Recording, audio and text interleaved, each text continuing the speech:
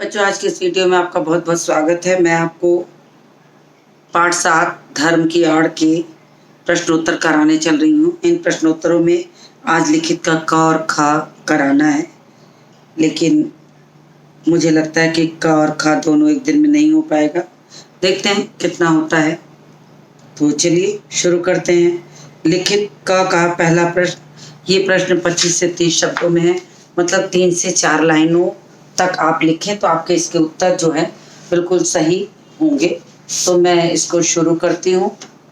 आप पुस्तक से प्रश्न उतार लीजिए। मैं उत्तर नंबर 1 2 3 4 करके लिखूंगी। का मैंने पहले ही लिख दिया है, तो आप शुरू करिए। पहला प्रश्न है, चलते पुर्जे लोग धर्म के नाम पर क्या करते हैं? चलते पुर्जे लोग धर्म के नाम पर क्या करते हैं? तो धर्म के नाम पर वो साधारण निरीह लोगों को धोखा देते हैं, चाल खेलते हैं, उन्हें लूटते हैं, उनको अपनी तरफ मिलाते हैं और तरह तरह का डर देते हैं। तो उत्तर नंबर 1, चलते पुर्जे लोग धर्म के नाम पर क्या करते हैं? तो चलते पुर्जे लोग धर्म के नाम पर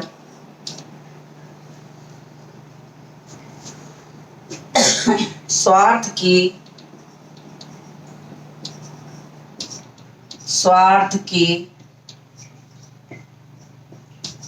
पूर्ति एवं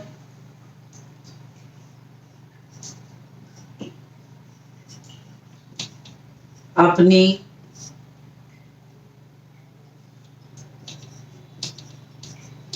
महत्ता बनाए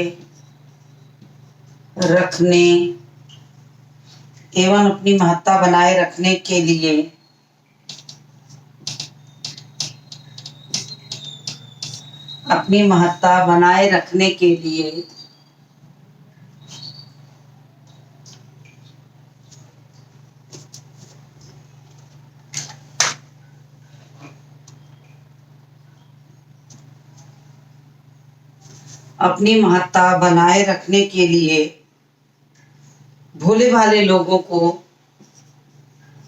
सीधे और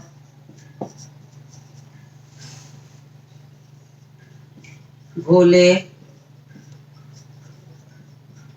भाले लोगों को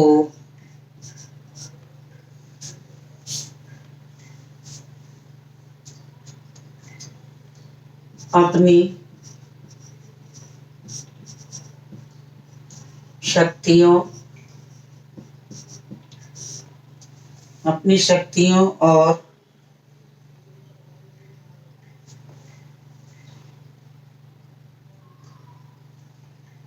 भोले भाले लोगों की अपनी शक्तियों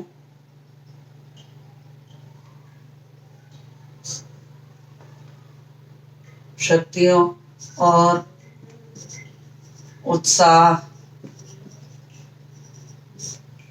लोगों की शक्ति और उत्साह देते हैं।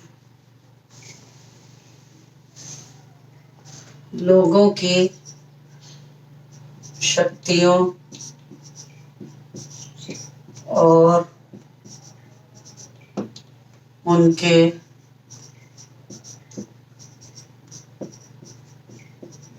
उत्साह का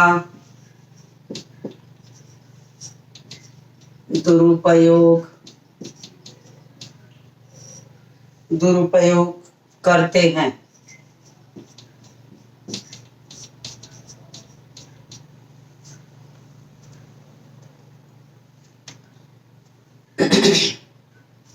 वे धार्मिक आतंकवाद फैलाकर आतंकवाद धार्मिक आतंकवाद फैलाकर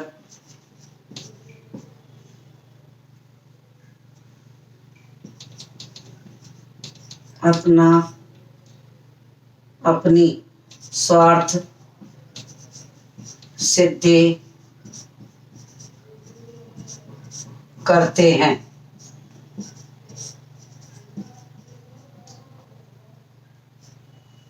अपनी स्वार्थ सिद्धि करते हैं। फिर पहला प्रश्न हो गया। दूसरा प्रश्न है कि चालाक लोग साधारण आदमी की किस अवस्था का लाभ उठाते हैं।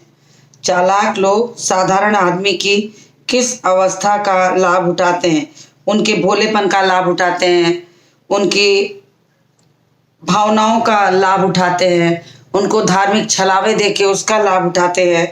हर स्थिति में चालाक लोग उन्हें खरीदना चाहते हैं, उनको भुलावा देना चाहते हैं और हर तरह से झूठ सच के वादे करके उन्हें अपने में मिलाना चाहते हैं। तो चालाक लोग साधारण लोगों की किस अवस्था का लाभ उठाते हैं, प्रश्न अपनी पुस्तक से लिखिए।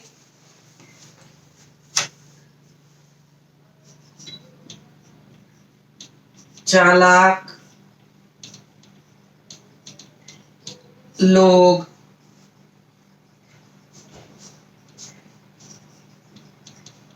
साधारण आदमी की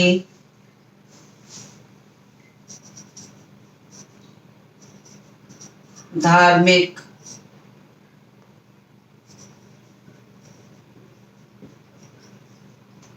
भावनाओं को भड़काते हैं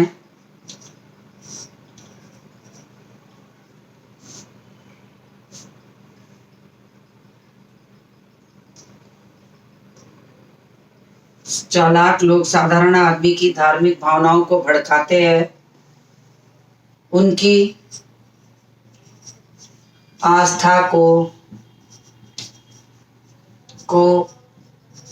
ठेस पहुंचाने का डर दिखाकर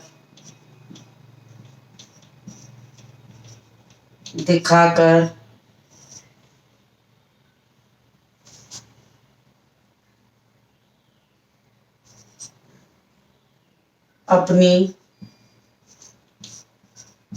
स्वार्थ सिद्धि करते हैं, स्वार्थ सिद्धि करते हैं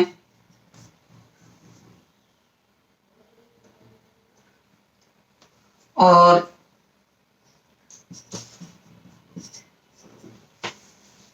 साधारण और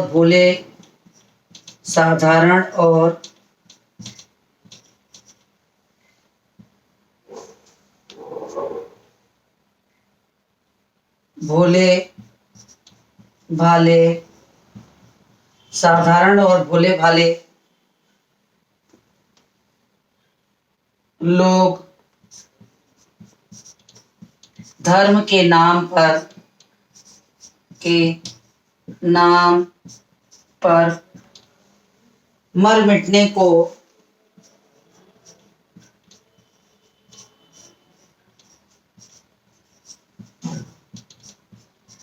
मिटने को तैयार रहते हैं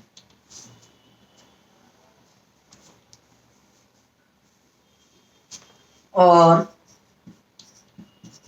चालाक उनकी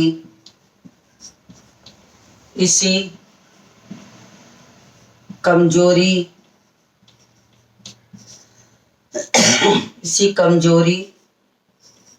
का फायदा उठा लेते हैं। चलिए इस प्रश्न को भी उतारिए, इस प्रश्न को भी उतार लीजिए।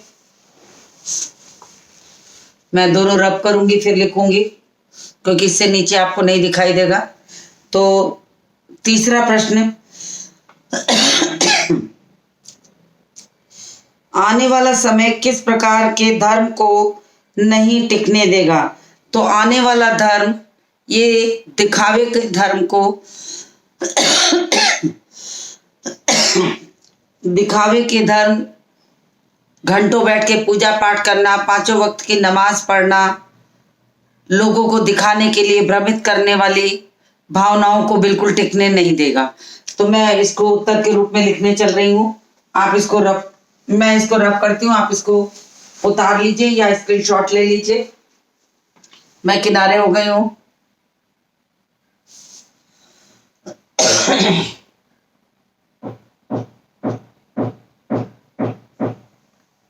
चलिए रब करते हैं।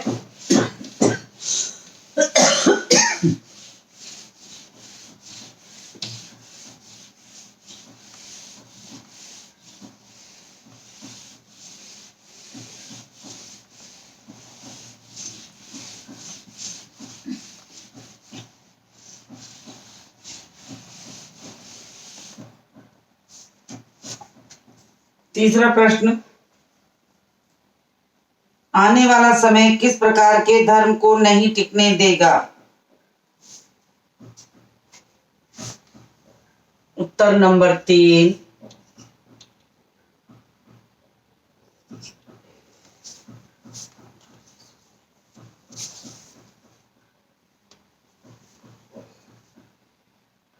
कुछ लोग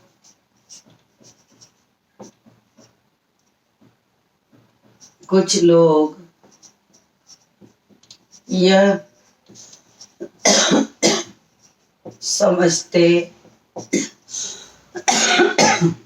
समझते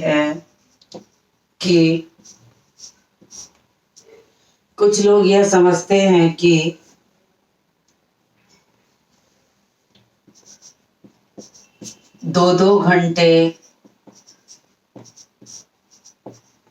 दो घंटे पूजा करके और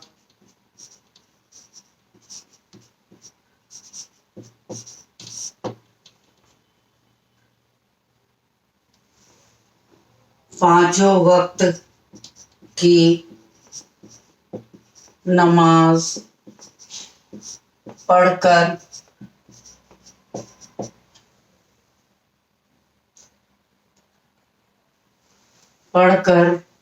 वे अपने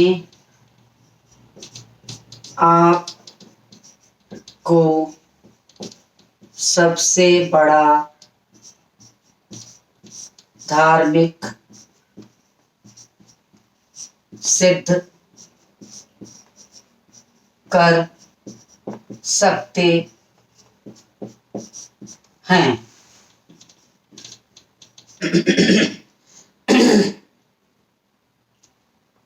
सिद्ध कर सकते हैं और हर तरह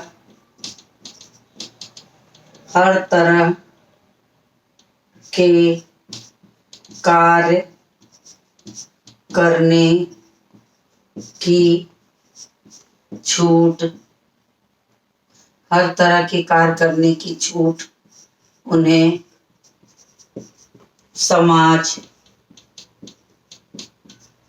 देगा।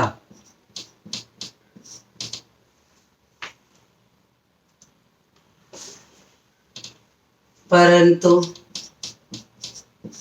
आज लोग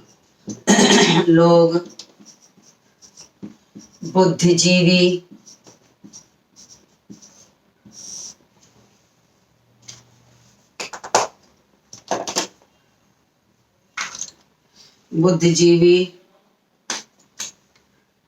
और पढ़े लिखे हो चुके हैं और उन्हें सही और गलत का अंतर समझ में आने लगा है। अतः समझ में आने लगा है। अतः आने वाले समय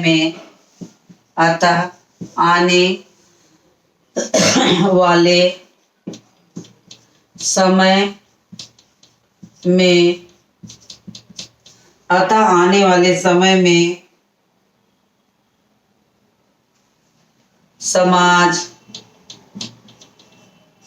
ऐसे धर्म को टिकने नहीं देगा।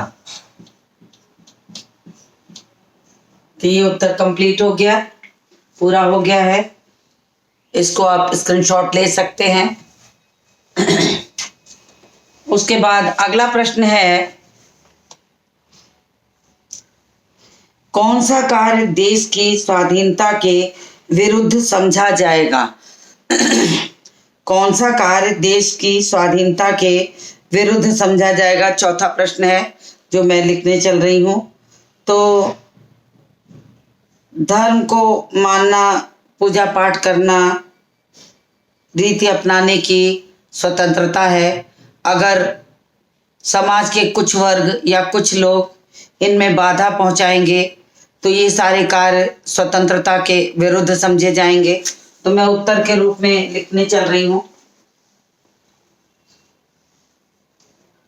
वो प्रश्न आप अपनी पुस्तक से उतारिए। उत्तर नंबर 4।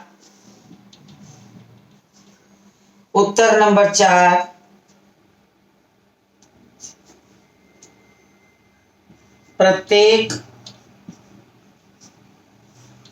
व्यक्ति को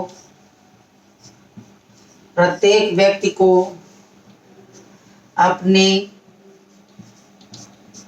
धर्म का पालन करने, पूजा पाठ, नमाज आदि का पालन करने की स्वतंत्रता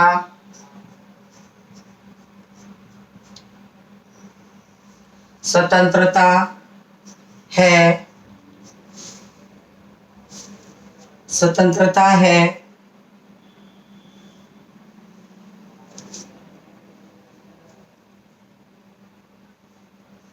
स्वतंत्रता है यदि कोई वर्ग इस तरह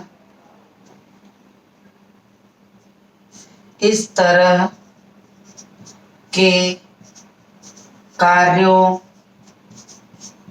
में बाधा, मुझे लगता है ऊपर लिखना पड़ेगा, तो मैं ऊपर वाला प्रश्न रब करती हूं क्योंकि इसके बाद लिखने से आपको दिखाई नहीं देगा। तो मैं ऊपर वाला प्रश्न रब कर दे रही हूं। आप इसको लिख चुके होंगे।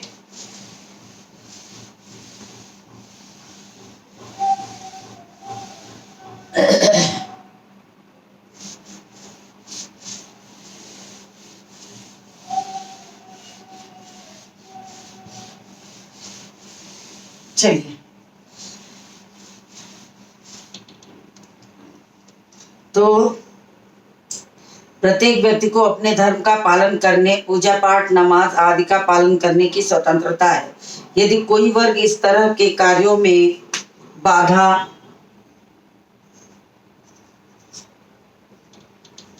पहुंचाता है या उनकी धार्मिक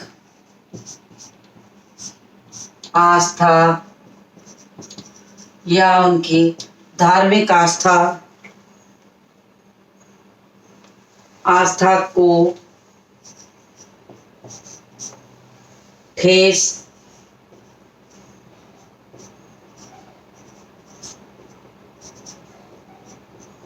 पहुंचाता है या उनकी धार्मिक आस्था को ठेस पहुंचाता है तो इस तरह के कार्यों को स्वाधीनता के विरुद्ध समझा जाएगा। इस तरह के कार्यों को स्वाधीनता के विरुद्ध समझा जाएगा। तो ये प्रश्न हो गया जिसका आधा हिस्सा नीचे है और आधा ऊपर है।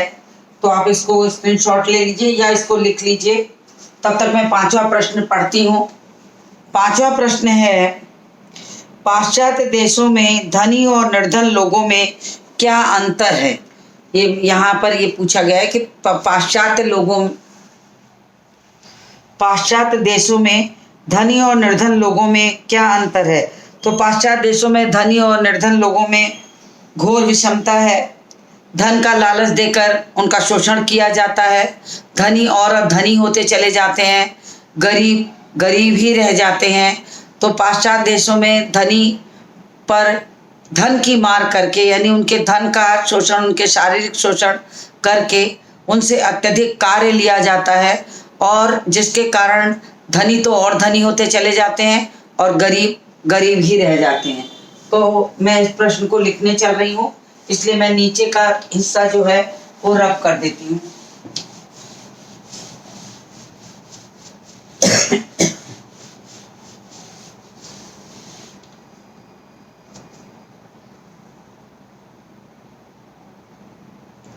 पाश्चात्य देशों में धनी और निर्धन लोगों में क्या अंतर है। उत्तर नंबर 5,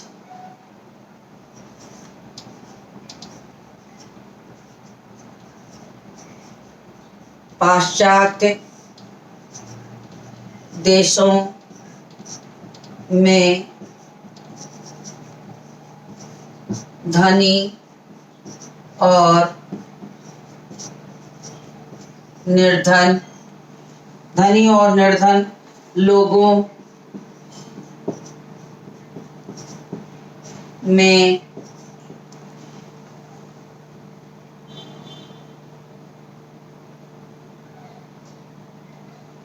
धनी और निर्धन लोगों में घोर विषमता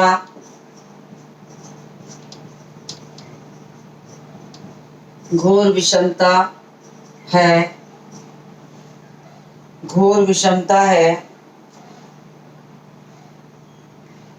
वहां धन का लालच दिखाकर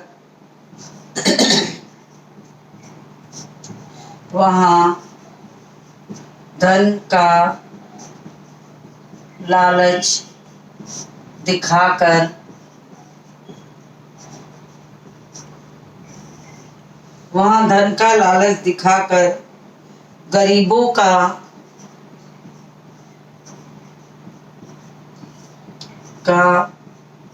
शोषण किया जाता है।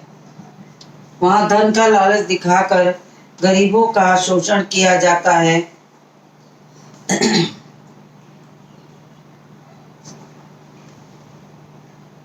गरीबों के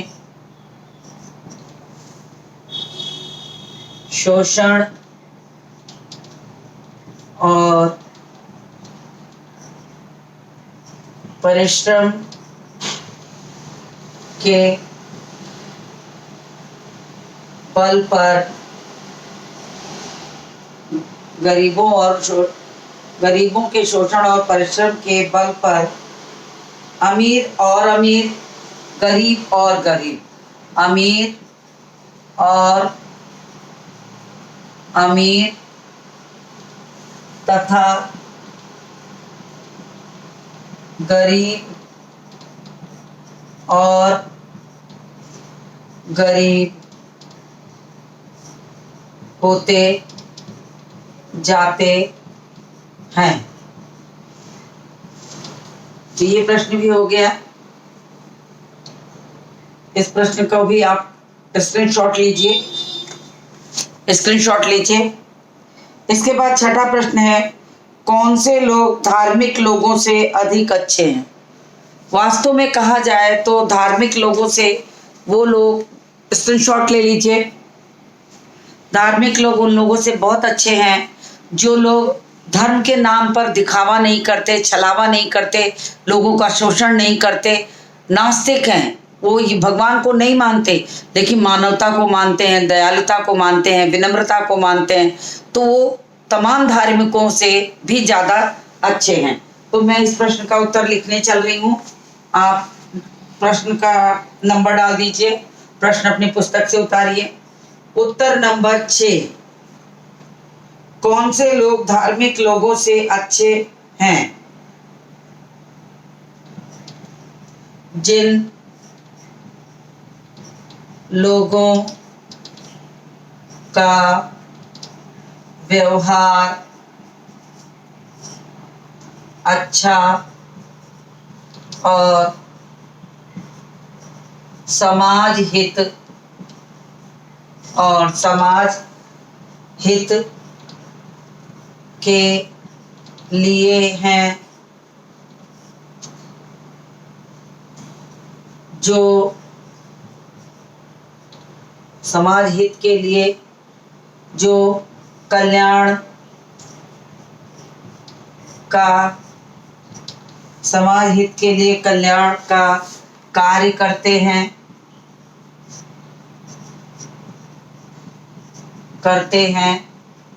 इसके बाद का आपको नीचे नहीं दिखाई देगा, एक लाइन दिखाई देगा, कार्य करते हैं, कभी दूसरों की भावनाओं को ठेस नहीं पहुंचाते। ऊपर लिखते हैं क्योंकि नीचे दिखाई नहीं देगा आपको, ऊपर के अंश को मिटा दे रहे हैं।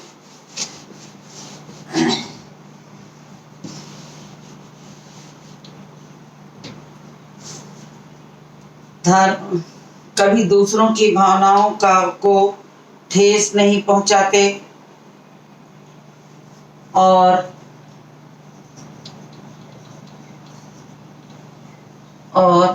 अपनी स्वार्थ सिद्धि हेतु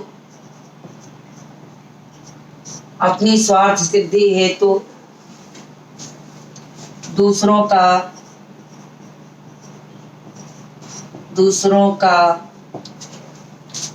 शोषण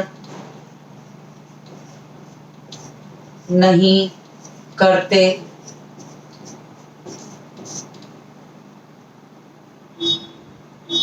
अर्थात वे नास्तिक